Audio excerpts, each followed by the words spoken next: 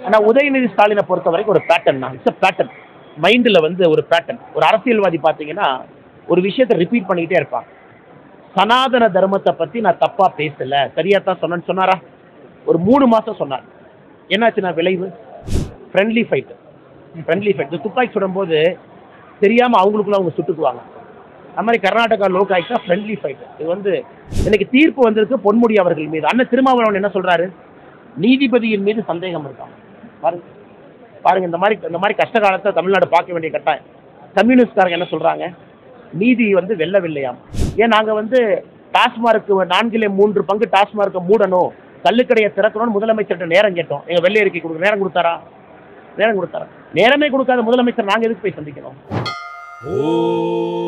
சாலக்கிராம சிலைகளை தரிசித்தால் சகல சௌபாகியங்களும் பெற்று ஜென்ம சாபல்யமும் அடைந்து முக்தியும் பெறலாம். வைகுண்ட ஏகாதசி என்று சாலக்கிராம தரிசனம் செய்வது கோடி புண்ணியம். கிரி நிறுவனம் தனது பள்ளிக்கரணை ஹிந்து வணிக வளாகத்தில் அரிய வகை சாலக்கிராமங்களான சுதர்சன, கூர்ம, லக்ஷ்மி நாராயண சாலக்கிராம திருமேனிகளை ஒரே இடத்தில் தரிசிப்பதற்கு ஏற்பாடு செய்துள்ளது. அனைவரையும் அன்புடன் அழைக்கிறோம்.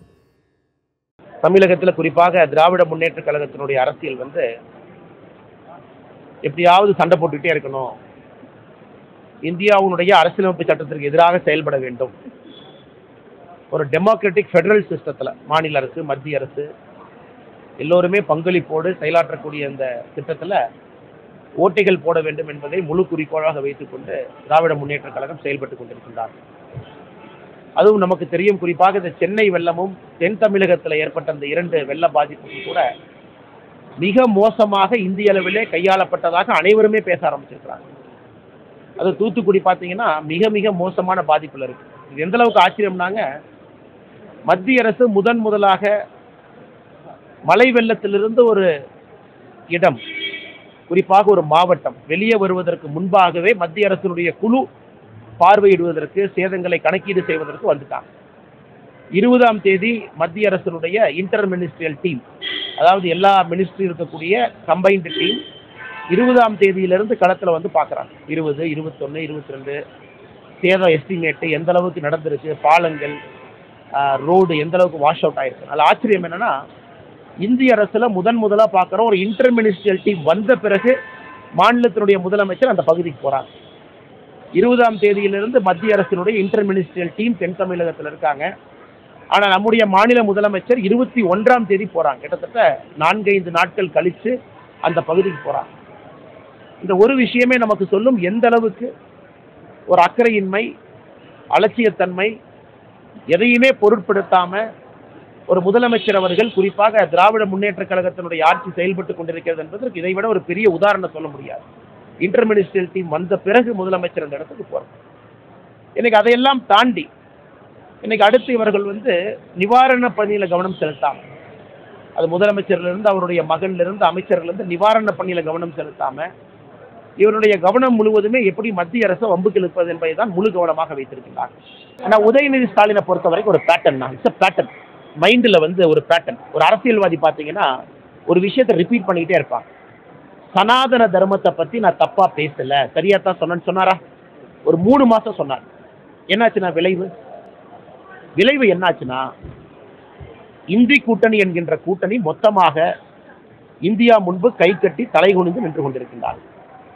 கிளிப்புள்ளையை சொல்வது போல, இல்ல நான் சொன்னது சரிதான், சனாதன தர்மத்தை ஒழிப்பது தான் இலக்கு, என் பதவியே போனாலும் பரவாயில்ல, நான் சனாதன தர்மத்தை ஒழித்து கட்டுவேன். அதனுடைய வெளிப்பாடு தான் நிதிஷ்குமார் இந்த இந்தி கூட்டணியில ஸ்டாலின் அவர்களையும் டிஆர் பாலு அவர்களையும் உட்கார வச்சு ஹிந்தி கிளாஸ் எடுத்து அனுப்பிச்சுட்ருக்காங்க. 2 பேரும் ஹிந்தி படிச்சுட்டு வாங்கடா. அது ரகுதாத்தான்லாம் சொல்றாங்க, எனக்கு ஹிந்தி அந்த அளவுக்கு தெரியாது, ரகுதாத்தான் இன்டர்நெட்லாம் வருது. அந்த அளவுக்கு மோசமா 2 பேர் போய் உட்காந்து கிளாஸ் டீச்சர் மாதிரி நிதிஷ்குமார் பாடம் எடுத்து அனுப்பிச்சிருக்காங்க. ஏன்னா நிதிஷ்குமார் ஐடியா பண்ணிட்டார், இப்படி திட்டினாச்சும் இவங்களை வெளியே அனுப்பிடலாம், இவங்களை நம்பி நம்ம 2024 பார்லிமெண்ட் எலெக்ஷனுக்கு போனோம்னா மொத்தமா கவுந்துரும், இந்த வர்ற 30-40 சீட்டு கூட இந்தி கூட்டணிக்கு வராதுன்னு எனக்கு தெரிந்தவரை it's a conspiracy by Nitish Kumar டிஎம்கேவை வெளியே அனுப்புறாங்க. இந்த மாதிரி. ஆனால் டிஎம்கே எப்படின்னா, எவ்வளோ அவமானப்படுத்தினாலும் நாங்கள் போக மாட்டோம், பஸ்ஸில் ஏறி உட்காந்துட்டோம், சீட்டை பிடிச்சிட்டோம், நீங்கள் என்னதான் பண்ணாலும் 2024 இந்தி கூட்டணி வரைக்கும் நாங்கள் ஒட்டிக்குப்போம் அப்படிங்கிற மாதிரி இருக்காங்க. ஏன்னா ஹிந்தியை வைத்து அரசியல் பேசியவர்கள் இன்னைக்கு நிதிஷ்குமார் அவர்கள் ஹிந்தி கிளாஸ் எடுத்து வாயை துறக்காம 2 பேர் உட்கார்ந்துருக்காங்க, ஸ்டாலின் அவர்களும் டிஆர் பாலு அவர்களும். இன்னைக்கு அடுத்து உதயநிதி ஸ்டாலின் எங்க கொண்டு நிறுத்த போறாருன்னா, அப்பன் வீட்டு சொத்துன்னு நான் சொன்னது கரெக்டு தான், அதை நான் மாற்ற போறது இல்லை. இது பேட்டர்ன் அவருக்கு. அடுத்த 3 மாசம் கழிச்சு இதனுடைய விளைவை பார்ப்பீங்க. இதனுடைய விளைவு 2024 பாராளுமன்ற தேர்தல். உதயநிதி ஸ்டாலினை பொறுத்த வரைக்கும் திமுக கட்சியை மூட்டை கட்டி கடல்ல வீசணும்னு முடிவில் இருக்காங்க. இது எப்படின்னா, இந்த வடிவேல் காமெடி வரும், ஒரு ஒரு ஒரு ஒரு கிளாக் உடஞ்சி போயிடும், ஒரு பெரிய பெரிய கடிகாரம். என்னடா உடச்சிட்டீங்களா பாரு, அண்ணே 400 வருஷம் அப்போ கடிகாரம் அண்ணே. உடனே வடிவேல் சொல்லுவோம், அப்பா நான் கூட புதுசுன்னு நினைச்சேன். அந்த மாதிரி திமுக என்கின்ற 1949 ஆரம்பிக்கப்பட்ட கட்சியை மொத்தமாக உதயநிதி ஸ்டாலின் அதை உடைத்து சுக்குநூறா பீஸா ஆக்கி இவர் கடல்ல எரிவதற்காக வந்திருக்கார், வடிவேல் காமெடி போல. அதனால் அவர் தொடர்ந்து சொல்லட்டும். அவர் சொல்வது தமிழக மக்களுக்கு நல்லது. ஏன்னா திமுகங்கிற தீய சக்தியை அற்புதப்படுத்துவதற்கு நமக்கு இது ஒரு வாய்ப்பு. மத்திய அரசு நிலைப்பாடை பொறுத்த வரைக்கும் 4 சாதிகள் தானே இந்தியாவில் இருக்கு. 4 காஸ்ட், 4 சாதி தான் நாங்கள் நம்புறோம். பெண்கள் சாதி, ஏழைகள் சாதி, இளைஞர்கள் சாதி, விவசாயிகள் சாதி. இந்த 4 சாதிகளுக்கு வேலை பார்க்கணும். 4 சாதிகளுக்கு வேலை பார்க்குறோம்.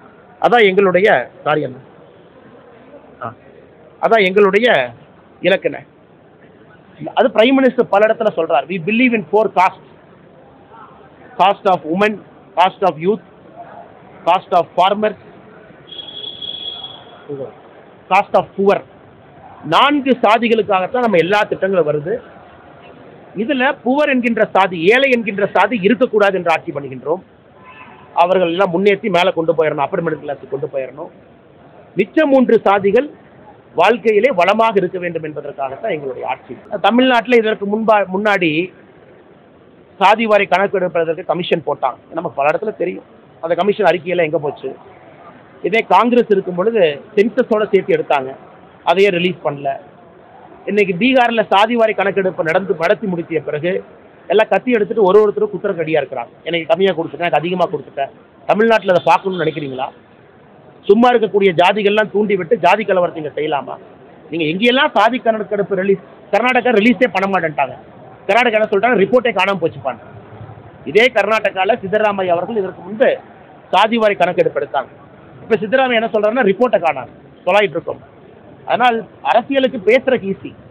இன்னைக்கு சாதிவாரி கணக்கெடுப்பு நடந்திருக்கக்கூடிய மிச்ச மாநிலங்களை பாருங்க. யூபியில் இப்போ காஸ்ட் கான்ஃப்ளிக்ட்டுக்கு ரெடி ஆகிட்டு இருக்கிறாங்க. எனக்கு கம்மியாக சொல்லிட்டேன், நீ அதிகமாக சொல்லிட்டேன். கர்நாடகா எப்பறாலேருந்து எஸ்கேப் ஆகலான்னு அவங்க பின்னாடி வர பார்க்குறாங்க. இதே காங்கிரஸ் 3 மாநில எலெக்ஷனுக்கு பிறகு, 3 மாநில எலெக்ஷனில் காங்கிரஸ் என்ன சொன்னாங்க? 5 மாநிலத்தில் என்ன சொன்னாங்க? சாதிவாரி கணக்கெடுப்பு தான் எங்கள் கோல்னு. நாங்கள் என்ன சொன்னோம்? 4 சாதிகள் தான் நாங்கள் அக்னாலேஜ் பண்ணுறோம், அவர்களை முன்னேற்றுவதற்காக நாங்கள் நின்று கொண்டிருக்கின்றோம். மக்கள் யாருக்கு வாக்களித்தாங்க? அதன் பிறகு காங்கிரஸ் காஸ்ட் சென்சஸே பேசல, எஸ்கேப் ஆயிட்டாங்க. அதாவது தமிழ்நாட்டை பொறுத்தவரை இதைத்தான் நாங்கள் நம்புகின்றோம். ஏழை என்கின்ற சாதி இருக்கக்கூடாது. 70 ஆண்டு காலமாக இருக்கிறாங்க, ஏழைகள் அதிகமாக இருக்கிறாங்க. அது எங்களுடைய ஆட்சி காலத்தில் அவர்கள் இருக்கக்கூடாது என்பதற்காகத்தான் எங்களுடைய நோக்கமாக இருக்கு. Friendly fight. துப்பாக்கி சுடும்போது தெரியாமல் அவங்களுக்குள்ள அவங்க சுட்டுக்குவாங்க.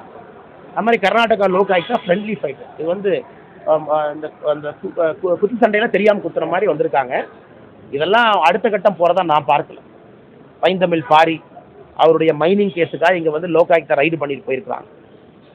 லோகாயுக்தா ஜென்ரலாக பார்த்தீங்கன்னா அரெஸ்ட் பண்ணுவாங்க. இந்த மாதிரி கேஸ்லாம் கர்நாடகா லோகாயுக்தாவில் நான் பார்த்துருக்கேன். இந்த மாதிரி இருக்கும்பொழுது கைது பண்ணுவாங்க. இங்கே வந்ததுக்கப்புறம் தான் காங்கிரஸுக்கு தெரிஞ்சிருக்கும், ஓ இது நம்ம ஆள்றா, திமுக காரன் இல்லை இந்தி கூட்டணியில் இருக்கிறாங்க, தெரியாமல் வீட்டுக்கு வந்துட்டோம். இதை வந்ததுக்கு 2 பெட்டியை தூக்கிட்டு போயிருக்கிறாங்க. இது உண்மையாலுமே லாஜிக்கலாக இது போகும், கடைசி வரைக்கும் போய் இதை நடவடிக்கை எடுப்பார்கள் என்று நான் நம்பவில்லைங்க. என்ன பிஜேபிக்கு லோகாயுக்தாக்கு என்ன சம்பந்தம்?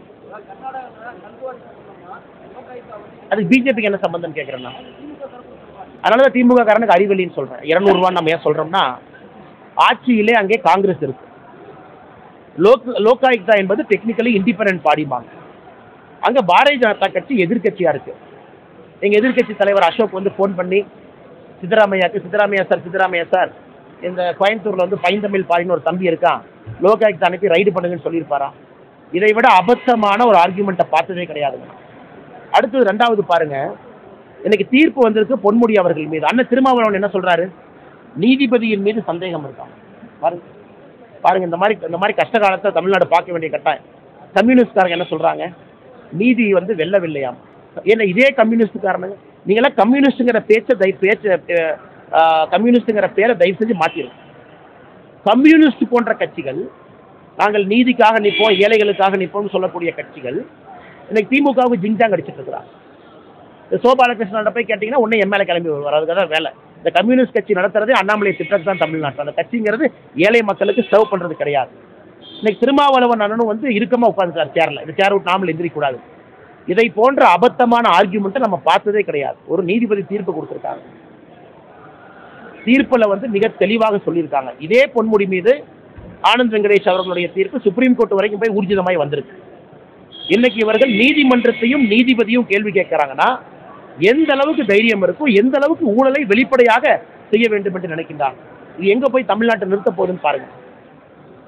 வேற என்ன இன்னைக்கு என்ன எல்லா கேள்வியும் நீங்களே கேட்குறீங்க. நாங்கள் ஆதரவு கொடுத்துருக்கோங்கன்னா, நாங்கள் ஆதரவு கொடுத்துருக்கோம் எல்லா அமைப்புக்குமே. நாங்களும் அதில் பங்கேற்பதாக சொல்லியிருக்கோம். இல்லை, முதலமைச்சருக்கு அழுத்தம் கொடுக்கறது, பிரஸ் மீட் முதலமைச்சருக்கு அழுத்தம் கொடுக்கறது, ரோட்ல ஆர்ப்பாட்டம் முதலமைச்சருக்கு அழுத்தம் கொடுக்கறது, பாரதிய ஜனதா கட்சி ரோடுக்கு வந்து போராடுறது முதலமைச்சருக்கு அழுத்தம் கொடுக்கறது. ஏன் நாங்கள் வந்து டாஸ்மார்க்கு 4/3 பங்கு டாஸ்மார்க்கை மூடணும், கள்ளுக்கடையை திறக்கணும்னு முதலமைச்சர்கிட்ட நேரம் கேட்டோம். எங்கள் வெள்ளை அறிக்கை கொடுக்க நேரம் கொடுத்தாரா? நேரம் கொடுத்தாரா? நேரமே கொடுக்காத முதலமைச்சர் நாங்கள் எதுக்கு போய் சந்திக்கணும்? நாங்கள் எதுக்கு போய் சந்திக்கணும்? அதனால் எல்லா இடத்தையும் அழுத்தம் கொடுக்குறோம்ல.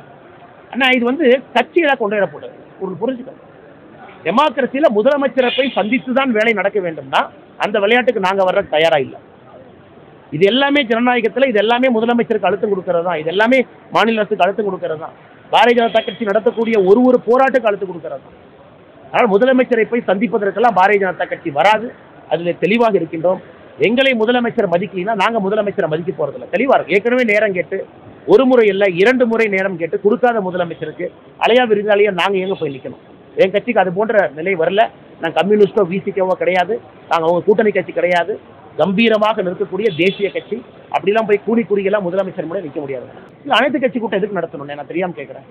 முதலமைச்சர் அவர்கள் கர்நாடகா முதல்வருக்கு ஃபோன் பண்ணி அணையை கட்டுறதை நிப்பாட்டுங்கடான்னு சொல்லணும், அவ்வளோதான். அனைத்து கட்சி கூட்டம் நடத்தி 2 பஜ்ஜி 2 போண்டா டீயை சாப்பிட்டு அதுக்கப்புறம் சம்பந்தம் எல்லாம் மத்திய அரசு ஃப்ளைட் டிக்கெட்டை வேஸ்ட் பண்ணி அங்கே போய் கஜேந்திர சேகவாத்தை போய் பார்ப்பீங்க அமைச்சர். அவர் சொல்லுவார், எனக்கு இதுக்கு என்னையா சம்பந்தம்? இருந்தாலும் நீங்கள் டெல்லிக்கு வந்துட்டீங்க, வாங்க உங்களுக்கு ஒரு க்ரீன் டீ கொடுக்குறேன், சாப்பிட்டு போங்க பாரு. அண்ணே, இது எப்படி நானே ஒரு திமுக காரன் ஒரு இடத்துல தொலையிட்டு இருந்தான். நான் தம்பியை கேட்டேன், என்னப்பா தொலையிட்டு இருக்கேன்? ஆனால் சாவியை காணானே. இங்கே ஏன்ப்பா தொலைவர? சாவி எங்கப்பா தொலைச்சனே? சாவியை 1 கிலோமீட்டருக்கு முன்னாடி தொலைச்சனே. இங்கே ஏன்ப்பா தொலைறா? லைட் இங்கே தானே இருக்குது. அது மாதிரி தான் இது. மேகதாத்துவனுடைய அணையை நிப்பாட்ட வேண்டும்னா எங்க சாவி தொலைஞ்சதோ அங்கே போய் பார்க்கணும். எங்க லைட் இருக்கோ அங்கே தொலைவக்கூடாது. முதலமைச்சர் எல்லா பக்கமும் போறாரு. கர்நாடகா முதலமைச்சரை ஃபோனில் தொடர்பு கொண்டு ஏற்கனவே மத்திய அரசுடைய நிலைப்பாடு பாராளுமன்றத்தில் மேகதாத்து அணை கட்ட முடியாதுன்னு மத்திய அரசு சொல்லிய பிறகு நீங்க எதுக்கே கட்டுறீங்க?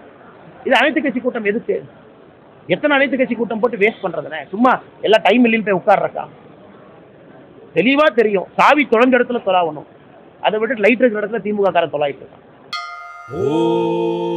சாலக்கிராம சிலைகளை தரிசித்தால் சகல சௌபாகியங்களும் பெற்று ஜென்ம சாபல்யமும் அடைந்து முக்தியும் பெறலாம். வைகுண்ட ஏகாதசி அன்று சாலக்கிராம தரிசனம் செய்வது கோடி புண்ணியம். கிரி நிறுவனம் தனது பள்ளிக்கரணை ஹிந்து வணிக வளாகத்தில் அரிய வகை சாலக்கிராமங்களான சுதர்சன, கூர்ம, லக்ஷ்மி நாராயண சாலக்கிராம திருமேனிகளை ஒரே இடத்தில் தரிசிப்பதற்கு ஏற்பாடு செய்துள்ளது. அனைவரையும் அன்புடன் அழைக்கிறோம்.